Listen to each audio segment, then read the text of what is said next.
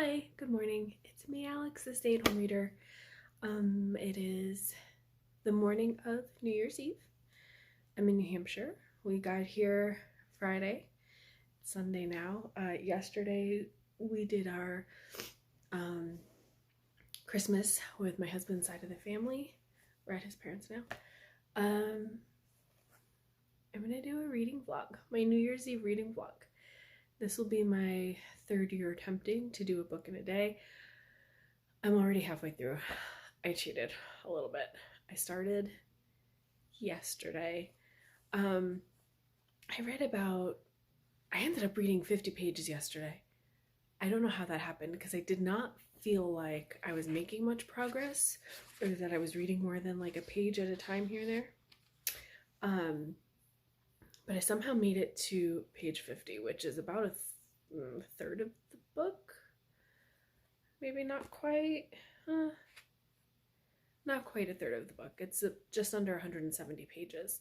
This is the Pachinko Parlor by Elisa Shuadusapin, translated by Anissa Abbas Higgins. Here's me being narrow-minded. Ready? I assumed it was translated from Japanese. And then I thought, no, this is about Koreans living in Japan. Maybe it's translated from Korean. Neither. It is translated from French, which makes a lot of sense. The main character is a French tutor who has gone to visit her grandparents in Japan and with the intention of taking them to visit their native Korea. I think I'm gonna have to read you the synopsis. I don't know exactly how to describe the plot. It doesn't feel like a very plotty book. It feels like a more emotional, thinky book. It's reminding me of the kind of genre that I had gotten into the habit of calling sad girl books, but I guess more popularly I've heard them referred to as like thinky woman books.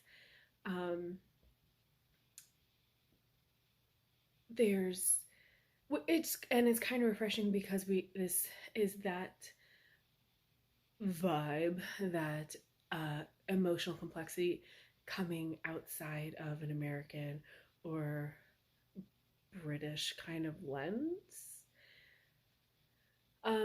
Yeah, I'm just gonna have to read you the synopsis from, look at this French flap. From a French book? Okay. Anyway, so before I read you the synopsis, I got this book in a library bag sale. And I thought, Pachinko Parlor. I loved the book Pachinko. Why not? It's a fill a bag sale. I paid $10, grab as many books as possible, right? And I love the colors. I love the layout. And then the texture is so nice. Like, this is a really nice hold. Like, is it weird to judge books by how pleasant they feel in your hands? Because I like this one a lot. And like I said, it's really readable. Like, I'm actually flying through it. Like, I woke up this morning on page 50 and with my cup of coffee and all the distraction of the children in the house, I'm already on page 70. And I feel like I really even haven't gotten going. So I'm very confident that I will have this finished by the end of 2023 and maybe even start one more. Okay, so what is this book? What is this book about? Ooh, focus. It's summer in Tokyo. Claire finds herself dividing her time between tutoring 10-year-old Mieko in an apartment in an abandoned hotel and lying on her floor at her grandparents' home, daydreaming, playing Tetris, and listening to the sounds from the street above. The heat rises, the days slip by. When her grandparents first arrived in Tokyo, fleeing the civil war in Korea, they opened Shiny, a pachinko parlor. Shiny is still open, drawing people in with its bright flashing lights and promises of good fortune. As Mieko and Claire gradually bond, a tender relationship growing, Mieko's determination to visit the pachinko parlor builds, and with it, Claire's own desires to visit Korea with her grandparents. The pachinko parlor is a nuanced and beguiling exploration of identity and otherness, unspoken histories, and the loneliness you can feel among family. Crisp and enigmatic, Dusapin's writing glows with intelligence.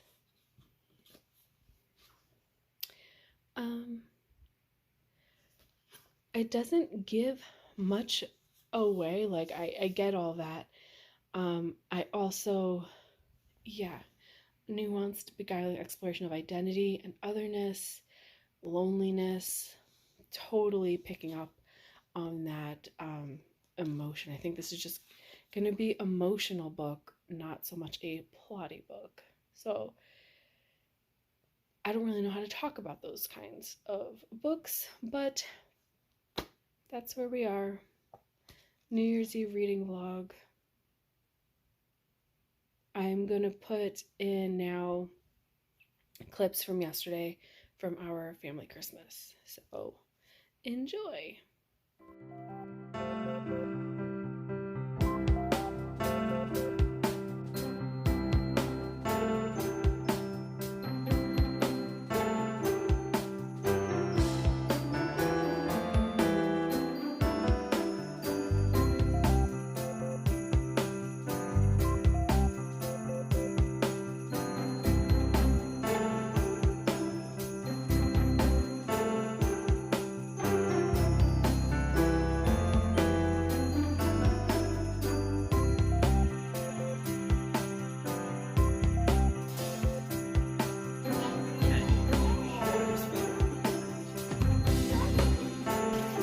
Oh, nap time!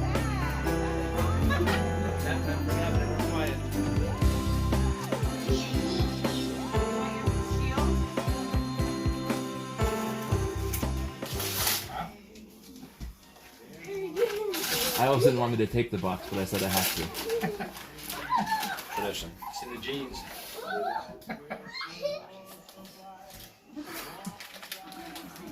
That's the goal! And there aren't any tissues nearby. What is that? What is that? I hope you're not busy that night. What is it? Doesn't matter. What is it? 2 tickets To what? to the Yukon Women's To the what? Yukon Women's Basketball. Isn't that awesome? Who's, I don't. Isn't it cool? Open it up! It says here's your family. There we are. Who took the last crackle? Oh my God, you guys are too much. took it from the kitchen, but then I ate it somewhere else. Did you then the mud Nima with the room, red chair on the workshop. beach. Oh my God, the rec room. Guys, Hey guys, Connor, you're hitting the tree, so knock it off. Welcome to the lake house. The family is all together, and that means Mima has baked plenty of crackles to go around, or so we thought. The last crackle, which was being saved from Pepe, has gone missing. Who took the last crackle from Mima's island? Track down the grandkid who swiped the last treat before Pepe returned from his kayak ride. I say it was Gavin. So who took the last crackle? The little story that my husband's writing up is about, the grandkids being over. Mima has crackles out on the kitchen island, and who took the last one? We all know it's Gavin. Good thing I started my book yesterday, because it is now 3:30 in the afternoon, and I haven't read any more from my first morning's check-in. I did manage to watch Marcella's cozy reading vlog today. That was lovely.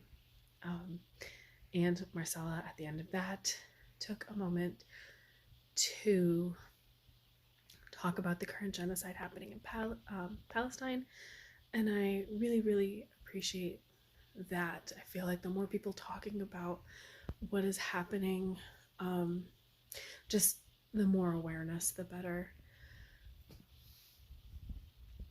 Again, I'm not someone who considers myself very political, very well versed in these sorts of things, but what's happening is wrong.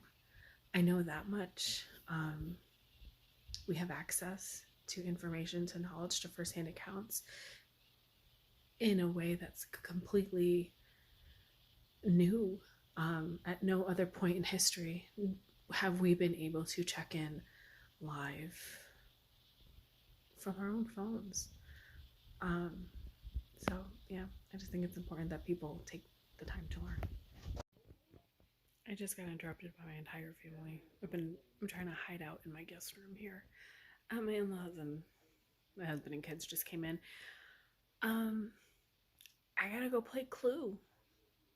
I posted the video of making the Clue board game for my mother-in-law. She loved it.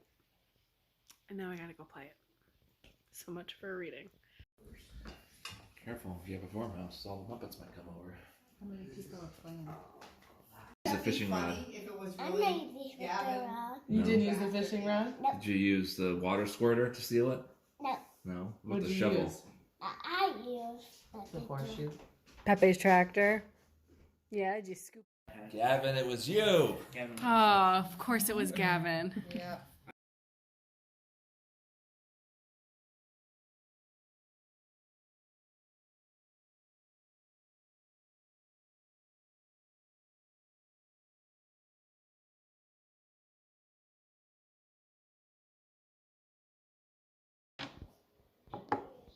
Three of a kind.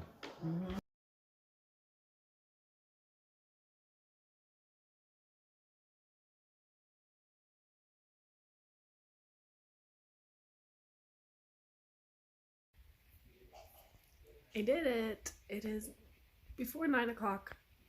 Excuse me. Before 9 p.m. On New Year's Eve, and I finished the pachinko parlor. Like I predicted, not a plotty book, more an emotional book. Not quite as depressing and gross as a Moshfegh or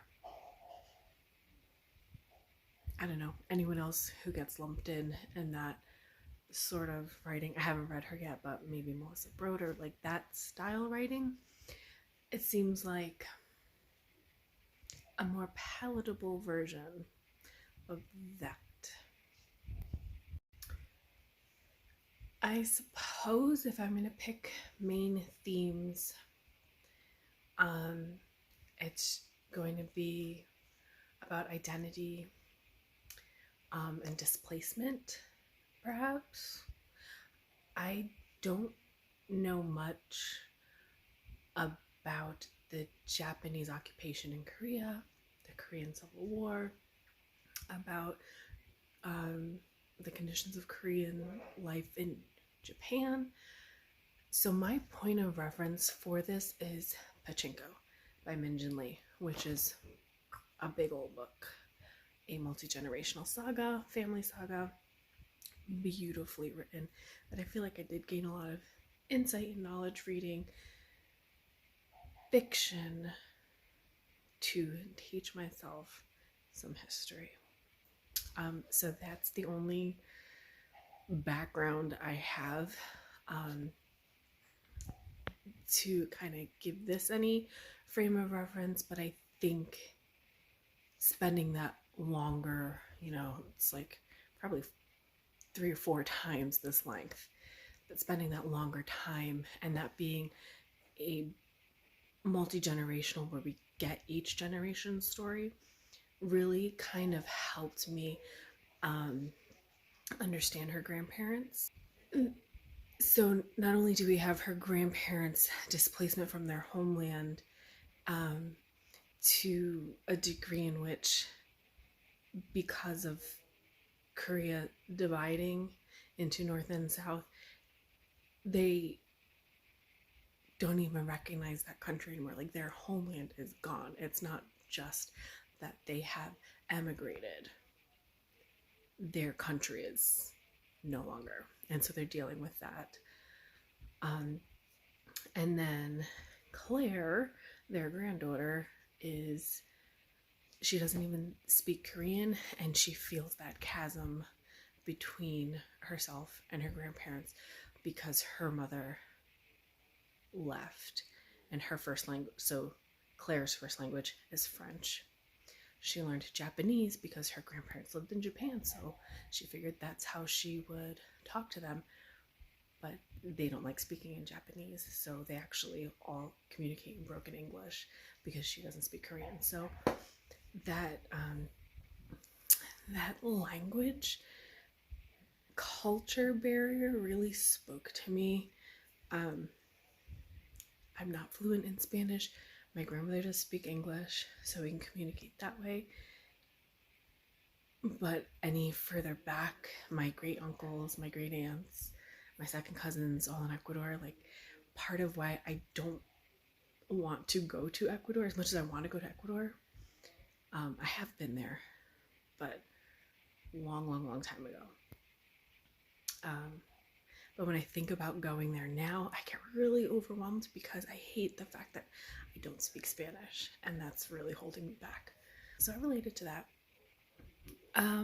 Not a plotty novel at all. The relationship between Claire and her, and the little girl that she's tutoring, weird. That little girl and her mother, weird. I think I would have liked the story without them. I think I would have liked more focus on Claire and her grandparents, which there was plenty. But that was the stronger part of the story. So this is done 3 stars. Easy to read. You really fly through it. And like I said, a real pleasure to have in my hands and lovely to look at. So 3-star read. The other book I read while we've been up here on Friday, I finished The Light Pirate by Lily Brooks Dalton. This one was a 5-star read. I loved it. It is a climate fiction book, near future. It takes place in Florida. The last days of Florida. Really focusing on the shifts in weather patterns and hurricane season. It's a story of survival, and I think ultimately on knowing the difference between surviving and living.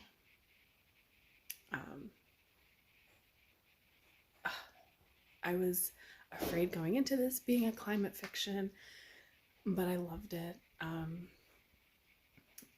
But it's gonna live in my brain for a while, especially being up here in New Hampshire with no snow. That's kind of killing me. Like, there's a lot of disbelief that, like, we knew things were desperate, we knew we were at this turning point, and that the planet was broken, but didn't do enough. And there's always that sense of, like, yeah, the earth is dying, but not while I'm around. Like, I'll be long gone. And nope, not the case. Like, a lot of the characters kind of have these moments of, like, who'd have thunk I'd be around watching the end? So that's really heavy and really dark, but I loved this book. And then these are my options of what to pick up next. Obviously I'm not finishing another book before midnight, but I could probably make a decent dent. Witchy Jane Eyre retelling, a Black love story, and fantasy fable-y coming of age story, maybe. A story of a young girl who uses hidden forms and patterns of the natural world to transform herself as well as her enemies. Let's see, part Aesopian fable, part environmentalist parable. clearly aspires to the timeless, ageless stature of the Little Prince. I hate the Little Prince, but I'm intrigued about it being kind of a fable-y, magic-y environmentalist story. I think we're gonna try this.